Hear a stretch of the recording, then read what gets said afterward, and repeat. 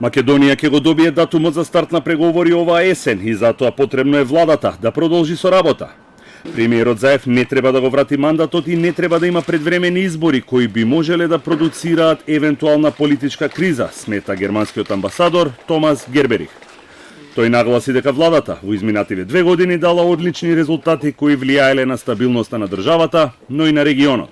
I don't think that Prime Minister Zaev will resign because he did a good work in the last 2 years. So for the stability of the country, it is necessary to keep this government going. And don't talk a bit about early elections. Германскиот амбасадор смета дека владата направила се што е потребно за пристапување кон Унијата и дека во моментот единствена пречка се некои технички проблеми кај одредени држави членки кои ќе бидат решени наскоро. Тој нагласи дека датумот за преговори Македонија ќе го добие на есен. The Republic of North Macedonia, of course, need to get a date. The country, the government of the Republic of North Macedonia since the last 2 years has delivered everything what is necessary for the accession to the European Union.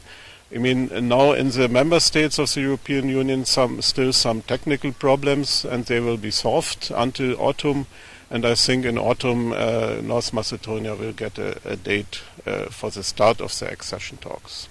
Околу одлуката за старт на преговорите во пакет со Албанија, Герберих вели дека мора да се преиспита поради последниот развој на настаните внатре во државата, но и одлуката на Холандија, но сепак нагласи дека неговиот став е пристапувањето кон Унијата најдобро е да оди во пакет.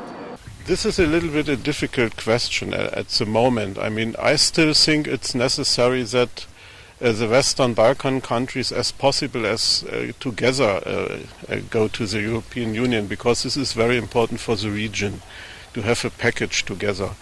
But of course there are differences between the certain countries, and if necessary we have also to think about decoupling, don't to punish one country because of shortcomings in the other country, but this is still a process, and European member states will think about that. I think best idea would be to bring them together to the European Union. Францускиот амбасадор Кристијан Тимоние пак не сакаше да коментира дали евентуалната победа на Мицотакис на предстојните избори во Грција може да го загрози преспанскиот договор. Тој повторно порача дека задачата на владата е да ги спроведу. Не е моја дужност. Али не е време за борба, е време да радимо. Радите, još ima da vi pravite novi reformi i после видимо што се може. Двајцата дипломати истакнаа дека преспанскиот договор има историска димензија и одличен пример за решавање на конфликт на мирен и храбар начин. Тие нагласија дека нивното присуство исто така е символ, бидејќи пред 100 години француските и германските војски стоеа едни спроти други на военото поле токму во овој регион, а денеска се пријатели.